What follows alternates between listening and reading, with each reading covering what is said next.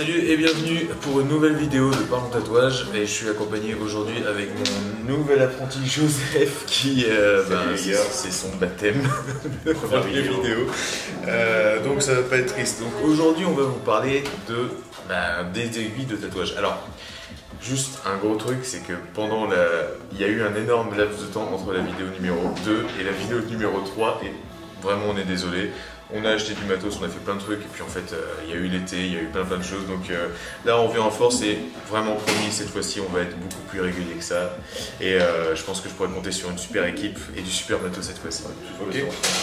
Alors deuxième chose, ce laps de temps nous a permis aussi d'avoir énormément de contacts avec avec notre communauté finalement et on s'est rendu compte que premièrement il n'y a pas que les clients qui nous suivent. Deuxièmement, il y a beaucoup de tatoueurs qui nous ont écrit aussi, de tatoueurs et d'apprentis tatoueurs. Donc ils nous ont contactés pour poser des questions, pour dire que ce qu'on faisait c'était cool, qu'ils validaient la démarche, etc. Donc, merci à vous tous.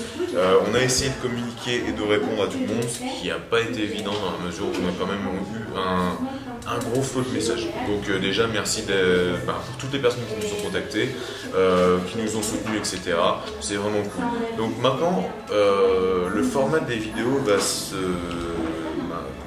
va s'adapter aussi bien à notre clientèle, aux gens qui ont des questions pour le tatouage et aux professionnels qui ont des problématiques comme on peut en rencontrer. Et c'est pour ça qu'on fait aussi ce point sur les aiguilles de tatouage, parce que autant les clients que les pros, on est confronté à pas mal de questions sur ce genre de trucs. Donc c'est parti, jingle et épisode 3, Parlons Tatouage.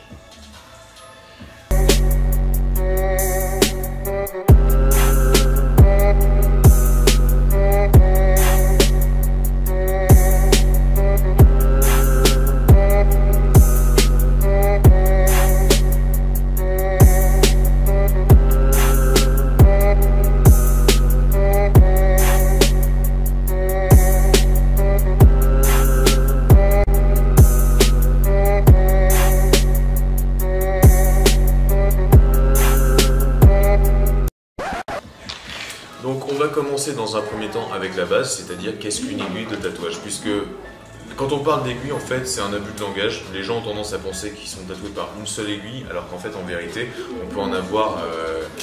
Alors, une seule aiguille, c'est hyper rare. C'est quasiment jamais le cas, on utilise très peu. Ouais, c'est très dur à utiliser. Donc, au minimum, on va en avoir 3 sur un tatouage. Et maximum, je crois que le maximum ça peut monter jusqu'à 45. Donc on va vous montrer un petit peu une aiguille, comment c'est, comment ça se passe, etc. Joseph avait oublié d'appuyer sur filmer. Je suis pas type Samsung. Ça fait 5 minutes que je parle tout seul. Donc voilà. Quelle idée aussi. On va maintenant, donc je vais reprendre ce que j'étais en train de dire tout ça là. Voilà, ça c'est une aiguille de tatouage, donc ça c'est l'emballage. Vous pouvez le voir, cette partie-là en fait de l'emballage, nous on va la garder. On va avoir une traçabilité sur chaque tatouage. On a le nombre d'aiguilles qu'on a utilisé, ça on va le coller sur une fiche pour chaque client. Dessus il y a la date de péremption, le numéro de lot, ce genre de choses qui sont importantes, la référence, le fournisseur, etc. Les normes CE, tout ça normalement c'est marqué au dos de l'aiguille. Donc par souci de traçabilité, ça on va le conserver. Une fois que l'aiguille est ouverte, elle se présente comme ça. Voilà. Quand on dit une aiguille, je vous ai dit tout à l'heure, c'est un abus de langage, c'est un faisceau sur lequel il va y avoir une tige avec le petit œil dans lequel on va mettre un téton qui va être posé sur la masselotte pour pouvoir avoir un mouvement de va-et-vient. Et là, la partie où on trouve les aiguilles, donc là on peut essayer de faire un zoom, il y a une petite mise au point qui va se faire. Voilà. Et là vous pouvez voir qu'on a 2 rangées d'aiguilles qui sont soudées sur la tige. Voilà, donc là ça c'est pour un tatouage, on va dire, c'est pas un infini qu'on va faire avec ça, c'est sûr. Pour du remplissage pas mal. Voilà, ça c'est pour du remplissage, pour de l'ombrage, etc. C'est plutôt cool. Donc cette aiguille là que je vous présente, c'est un Magnum classique M1 qui va nous servir à faire de l'ombrage et du remplissage sur les tatouages. On verra plus en détail le type d'aiguille, les différents types d'aiguilles tout à l'heure. Donc voilà. Ça, c'est le premier style d'aiguille que vous pouvez trouver. Ensuite, alors, on utilise ça sur des machines rotatives et des machines coil. à bobine. Ce type-là, c'est des cartouches, cartridge en anglais, qu'on n'utilisera que sur des machines rotatives. On a notre bonne vieille equalizer Proton qui traîne, qui est là. Qu'est-ce qu'elle est belle. Je m'explique. Voilà, là ça se clipse dessus et comme vous pouvez voir, une fois que c'est clipsé, en fait on va avoir à l'intérieur de la machine donc, le petit emplacement qui va permettre le mouvement. Le va-et-vient. Le mouvement de va-et-vient en fait qui est un mouvement à l'intérieur rotatif comme son nom l'indique et derrière en fait, voilà, une fois que vous mettez votre buse à l'intérieur, vous allez pouvoir en fait tatouer. C'est vachement plus pratique, on va dire comme système, dans la mesure où tu peux utiliser énormément d'aiguilles sur la même machine et on a un laps de temps beaucoup plus court puisqu'il n'y a pas de montage à faire avec des buses, etc. Mais vous allez voir qu'en fait ce système a des avantages puisqu'il y a certaines aiguilles qui sont très très dures à trouver en cartouche. Donc à ce moment-là on est obligé de revenir en fait sur des aiguilles basique, de style classique. Le tatoueur alterne en fait, il peut rester que sur ça si ça lui plaît. Nous, on alterne en fait ces deux systèmes-là, en fait, selon les tatouages qu'on va utiliser. Voilà, donc ça c'est. Donc nous voilà retour ici, et maintenant vous savez qu'au niveau des aiguilles, donc quand vous dites je me suis fait tatouer par une aiguille de tatouage, c'est un abus de langage. Maintenant on va voir les différentes sortes d'aiguilles qui existent, et c'est là où ça devient entre guillemets intéressant. Enfin, on va dire qu'il y a deux grandes familles d'aiguilles. On a les aiguilles rondes et les aiguilles plates. Commençons par les aiguilles rondes, avec le classique, on va dire, c'est l'aiguille de lining, l'aiguille RL. Comme on dit, elle sert à liner, en fait, tout simplement, c'est-à-dire faire des traits. Donc c'est une aiguille qui a une soudure un peu différente, puisque toutes les aiguilles sont soudées de manière convergente pour arriver à un point de contact assez précis, pour permettre des tracés très fins, très précis. Selon toujours la taille des aiguilles, bien sûr. Alors, au fur et à mesure, on va vous mettre des petits schémas pour que vous puissiez bien voir de quoi il en retourne. Donc voilà, là sur le schéma, on voit une aiguille de tracé. Okay. On a aussi les RS, donc ce sont les aiguilles, en fait là, des aiguilles rondes, mais de remplissage cette fois-ci. Donc comme vous pouvez le voir sur le schéma, le RS, c'est une aiguille avec des soudures qui ne sont pas cette fois-ci convergentes, mais plutôt rondes en fait. Et ce qui va permettre de garder beaucoup plus d'encre dans l'aiguille et qui va permettre de faire aussi pénétrer, je vais y arriver, beaucoup plus d'encre à l'intérieur de la peau. C'est-à-dire que là, on va pouvoir couvrir des petites surfaces beaucoup plus rapidement que si on utilisait une aiguille RL, une aiguille de tracé par exemple. Pourquoi utiliser un RS plutôt qu'un Magnum? Alors, en fait, le RS, sa taille va elle va jusqu'à 15 aiguilles, d'accord. Le Magnum, tu peux monter à beaucoup plus, donc on va dire que le RS, tu vas l'utiliser pour faire des surfaces beaucoup moins importantes que pour un Magnum. Premièrement. Deuxièmement, après moi ça c'est mon avis, je trouve que c'est beaucoup plus contraignant de faire de l'ombrage avec un RS. Je préfère largement ombrer avec du Magnum que du RS. C'est possible, c'est faisable, ça y a pas de souci. Mais je trouve que monter un ombrage avec du Magnum, c'est beaucoup plus doux, beaucoup plus smooth, enfin vraiment beaucoup plus progressif en fait que sur un RS. Mais on peut le faire quand même. Il y en a qui y arrivent très très bien. Moi, j'aime pas ça, c'est pas mon délire du tout. Ouais, mais bon, on va dire que globalement, le RS, on va l'utiliser pour couvrir des petites surfaces, alors que le Magnum, on va l'utiliser sur des plus grandes surfaces. Pour ce genre de pièces, je dis bonjour à un collègue qui est dehors en train de balayer, et c'est un client aussi. Ah, il est en train de nous montrer son tatouage. Mais tu veux rentrer si tu veux. Ah, je voulais pas t'embêter. Hein. Ouais, on est en train de faire une vidéo, mais si tu veux, tu peux venir. Une vidéo sur quoi? Ouais, ça va sortir sur YouTube. On est en train de parler des aiguilles, tu vois. Bon, bah écoutez, je passe comme ça en rapide. Parce que garde la vie comme ça. Tu vas bien, vieux. Promis, je te garde. Merci, c'est gentil. Je t'enverrai un message. Je me renvoie un message, pas de soucis, ouais, parce qu'il y avait un projet, je crois, en cours. Tu voulais un nouveau truc, toi? Ouais, bah ouais. Ouais. Bah, tu me dis ça, on gère ça, y a pas de soucis. Ouais, y a pas de problème. Ok, ça roule, vieux. Donc là, on va repasser maintenant sur le deuxième type d'aiguille qu'on vous a montré, c'est-à-dire les aiguilles plates. Donc en comparaison justement, comme on vient de dire, aux aiguilles rondes. Là, c'est là où ça se complique un petit peu parce qu'il y a plusieurs types d'aiguilles. Donc, petite parenthèse, on trouve comme on a dit, des magnums, c'est des aiguilles qui ont plusieurs rangées, qui sont disposées sur plusieurs rangées. Il existe aussi des flats, c'est-à-dire qu'en fait des aiguilles plates mais avec une seule rangée d'aiguilles. Donc sur la manière dont c'est soudé, hein, comme on l'a vu, c'est une espèce de petit peigne. Sur le flat, en fait, on va avoir une seule rangée d'aiguilles qui sont disposées de manière très droite. Ces aiguilles-là, en fait, elles sont quasiment plus utilisées parce qu'on utilise maintenant justement des magnums. Et les magnums, ce sont des aiguilles un petit peu à tout faire. Alors, les magnums, pourquoi c'est intéressant? Parce que premièrement, il y a deux rangées d'aiguilles qui sont disposées soit en quinconce, soit les unes sur les autres. Donc en quinconce, c'est une rangée d'aiguilles avec une soudure un petit peu différente. C'est-à-dire qu'on va avoir une aiguille qui va être orientée vers le haut, une aiguille qui va être orientée vers le bas, une vers le haut, une vers le bas, et ainsi de suite. Ça, c'est ce qu'on appelle le M1. Et de l'autre côté, on va avoir le M2, ou alors aussi appelé Stacked Magnum, c'est-à-dire des aiguilles qui sont disposées sur deux rangées cette fois-ci. Deux rangées cette fois-ci.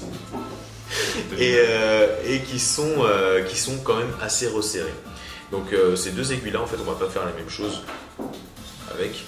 Mais ces aiguilles-là, en fait, elles sont beaucoup plus intéressantes à utiliser que le flat simple, dans la mesure où elles vont couvrir des zones beaucoup plus rapidement.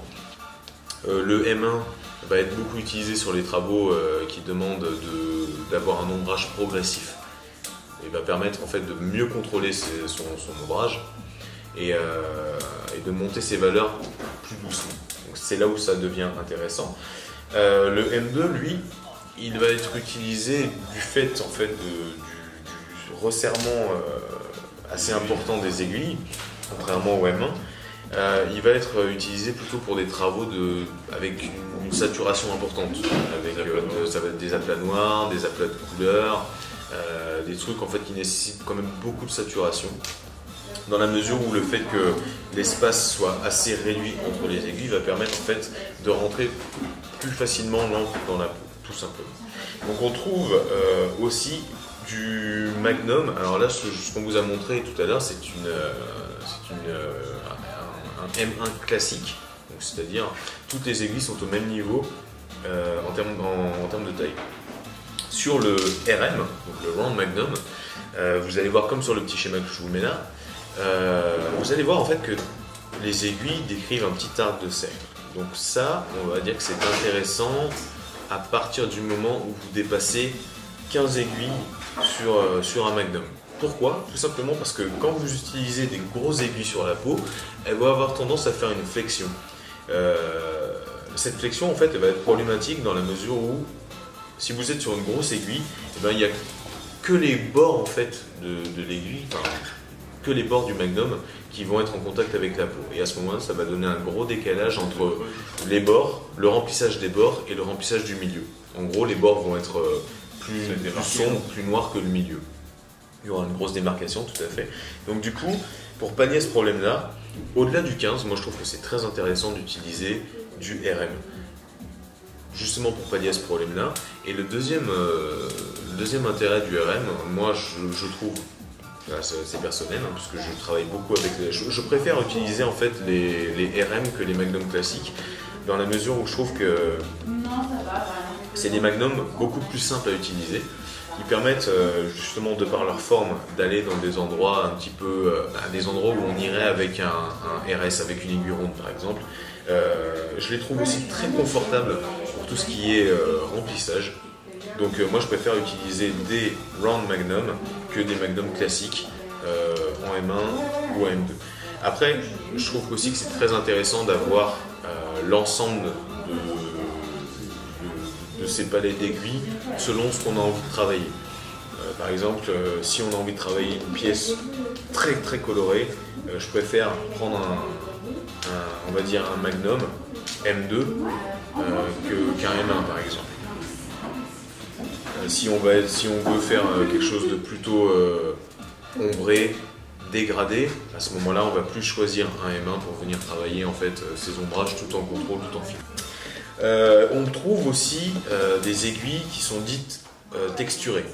Donc là, on vous a montré une aiguille qui est lisse, c'est-à-dire que au bout de l'aiguille, tout simplement, il n'y a pas. On va dire que la partie conique, la partie pointue de l'aiguille, en fait, est assez lisse. Sur les aiguilles texturées, alors je vais vous mettre un gros plan d'aiguilles texturées, voilà. Comme vous pouvez le voir, comme son nom l'indique, hein, il y a une texture sur la partie conique de l'aiguille. Ces petites rainures là, qui sont en bout d'aiguille, elles vont permettre de gorger vraiment le cône d'encre et de saturer beaucoup plus vite la peau. Petite parenthèse, là je vous parle des aiguilles texturées pour du remplissage. Il existe aussi des aiguilles texturées pour du tracé. Là je trouve que c'est plutôt une aberration dans la mesure où en utilisant une aiguille texturée pour faire du tracé, on a beaucoup plus de chances d'avoir des espèces de petits accros, comme si ça avait crachoté un petit peu sur les bords du trait. Je trouve pas ça esthétique du tout. Donc moi personnellement, en tout cas, je le déconseille pour tout ce qui est traçage. On va parler maintenant d'un autre point qui est important pour les tatoueurs. À quoi servent les différentes l'appellation en fait taper, donc short taper, medium taper, long taper.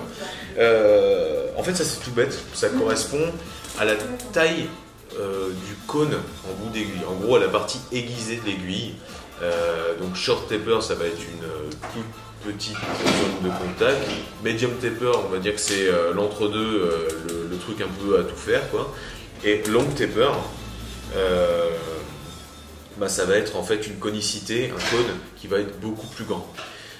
L'intérêt, toujours en termes d'utilisation, avoir un long taper, ça permet de préserver la peau un maximum, de pas trop la déchirer, pas trop la choquer, et d'utiliser, pareil, d'avoir un meilleur contrôle en fait en termes de saturation, en termes d'ombrage. Donc ça, vraiment, c'est les long tapers, en fait, on va les utiliser sur des travaux assez précis. Moi, je les utilise en liner, en magnum, et très peu en RS, mais surtout en liner, en magnum, sur les travaux que je fais, moi, je suis souvent sur du long taper. C'est vrai que la peau l'accepte beaucoup mieux. Après, si vous êtes sur des travaux avec du old school, des grosses saturations black, du maori, des trucs comme ça, enfin voilà quoi, des trucs qui nécessitent des gros remplissages, vous pouvez passer sur du short taper. À ce moment-là, effectivement, vous aurez un meilleur résultat en termes de remplissage. Donc il y a beaucoup de tatoueurs qui travaillent avec les deux, c'est-à-dire que sur des parties en fait avec forte saturation, fort remplissage black, on va être justement sur du short taper, et ensuite sur des choses plus précises, on va passer sur du long taper. Si vous avez peur de vous planter, si vous ne savez pas trop, on va dire que c'est vraiment en fonction de vos affinités. Si vraiment vous ne savez pas la différence entre les deux, vous prenez un medium taper et puis voilà, ça fera la blague, on va dire, tout simplement. Après aussi, en termes d'appellation, vous pouvez voir l'appellation bugpin sur les aiguilles. Donc, en français, ça veut dire punaise. Cette appellation-là, elle va concerner en fait le diamètre des aiguilles, tout simplement. Donc, le diamètre classique d'une aiguille, c'est du 0,35. Alors là, comme vous pouvez le voir, on est sur un hashtag 12 qui correspond à un diamètre d'aiguille de 0,35. Donc là on est sur un 15 Magnum long taper, ok. Et puis si vraiment t'es débile, bah, t'as un petit dessin, tu vois, là, qui t'explique en fait que t'es sur une aiguille plate. Tu vois là, voilà. Ok. En fait donc ce diamètre là, c'est le diamètre classique, le 0,35. Si on avait un hashtag 10 ici, on serait sur un diamètre de 30 et à ce moment-là, en fait, on passe effectivement sur du bugpin. L'appellation bugpin, en fait, c'est une appellation qui te dit en fait que tu es sur une aiguille plus petite qu'un diamètre classique. Donc voilà, hein, sur le côté, je vous mets les différents diamètres qu'on peut trouver sur une aiguille. Je vais la mettre. Hop, on va cacher Joseph comme ça. Donc voilà, vous pouvez voir qu'en fait le diamètre de base en fait c'est le diamètre 0,35, donc qui correspond à hashtag 12. Ensuite on va voir hashtag 10, hashtag 8, hashtag voilà. Donc diamètre de base, c'est le diamètre 0,35. Ensuite, on va avoir le diamètre 0,40. Celui-là, on va l'utiliser vraiment sur des pièces style tribal, enfin des gros remplissages de black. Ou aussi de la couleur, hein, pourquoi pas. Vraiment, ça c'est pour du gros remplissage, travail tribal maori, quoi. Ensuite, on va avoir le diamètre 35, comme on l'a dit, qui est le diamètre le plus répandu, tout simplement. Le diamètre à tout faire. On va passer ensuite sur justement les buck pins, c'est-à-dire le diamètre 30, 25, 20, etc. Donc forcément, plus on réduit le diamètre de l'aiguille, plus on est sur de la précision. Ça descend jusqu'à combien les diamètres? Si je ne me trompe pas, ça descend jusqu'à 20. Après, ça c'est à vérifier parce que j'ai jamais utilisé en dessous. Je trouve que déjà en fait les diamètres 20 c'est quelque chose de super fin. Ça fait des tracés, mais vraiment d'une précision à l'extrême. Je sais pas si ça descend vraiment là. Tu me poses une colle, je sais pas si ça descend plus loin que ça. Donc voilà, là on a fait le tour d'horizon de tout ce qui existe en fait en termes d'aiguilles de tatouage. Après, il existe d'autres formations d'aiguilles qu'on va trouver par exemple sur des bustes de maquillage permanent, où on va trouver des trucs plus en carré, des trucs plus en losange, etc. En tant que tatoueur, moi personnellement je ne vois pas l'intérêt, je n'utilise pas, donc on va pas en parler dans cette vidéo. Donc là Joseph est en train de me parler d'une petite question en aparté, la profondeur à laquelle rentre l'aiguille. Ah ouais, si c'est marrant, on peut répondre à ça. Ça dépend déjà du tatoueur, ça dépend de la zone sur laquelle on tatoue. Il y a des personnes qui préfèrent aller profond. Moi je trouve pareil, dans un souci de préservation de la peau au maximum, je vois pas vraiment l'intérêt d'aller très très loin, d'aller chercher vraiment très loin dans la peau. Ça n'a aucun intérêt. Vous avez l'épiderme, le derme, l'hypoderme. Si on va trop loin on est sur des cellules qui sont plus capables de retenir vraiment d'une manière efficace les particules d'encre. Donc on va avoir des tatouages qui vont baver, on va avoir des blow-up, des espèces de petits halos autour des tatouages, c'est vraiment pas intéressant. Alors, en termes de profondeur, comme on le dit, ça dépend de la peau en elle-même, l'endroit où on est en train de tatouer, et on va être sur des profondeurs qui peuvent être de 0,1 mm à un grand maximum pour le dos. J'ai entendu parler d'1 cm pour le dos, je trouve quand même que ça fait vachement profond. Moi personnellement, sur le dos, je n'utilise pas ça. En grand maximum, pour ma part, 1 mm, c'est largement suffisant en tout cas. Donc il n'y a pas besoin d'aller extrêmement profond dans la peau pour avoir du résultat durable. Au contraire, on a tendance à avoir des tatouages qui vieillissent beaucoup moins bien, qui supportent moins l'épreuve du temps et des UV, donc ça ne sert pas à grand chose, quoi. D'autres questions, Joseph? Ça peut être intéressant aussi. Qu'est-ce qu'on pourrait demander d'autre?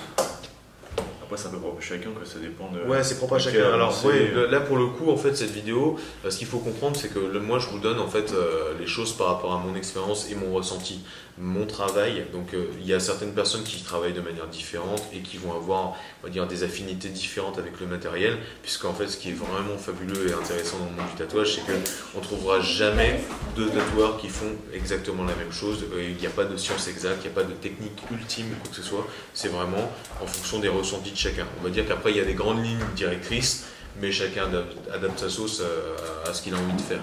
À vous de voir si vous préférez travailler avec ces aiguilles-là. À vous de voir si pour vous, il est mieux de bosser avec un medium taper, un long taper, avec du M1, avec du M2, etc. C'est selon chacun. C'est des grands débats, ça, donc il n'y a pas de règles, il n'y a pas de truc exact préétabli comme ça, et puis on sait qu'on va faire un super tatouage, non, ça marche pas comme ça. Donc faites vos tests. Envoyez-nous des commentaires, des mails pour justement continuer la discussion en off, et puis on se fera un plaisir de vous répondre comme à chaque fois en tout cas. En tout cas, merci beaucoup d'avoir suivi ce nouvel épisode de Parlons Tatouage. Comme je vous dis, on essaiera d'être beaucoup plus régulier et d'en faire beaucoup plus. Là, on a déjà le thème de la prochaine vidéo, je peux vous le dire. Ce sera sur les différents styles de tatouage en fait qu'on peut trouver, puisqu'effectivement, il y a beaucoup d'évolution à ce niveau-là aussi. Donc, on va faire un petit topo là-dessus. D'ici là, je vous dis ciao, à bientôt pour un nouvel épisode de Parlons Tatouage. À plus.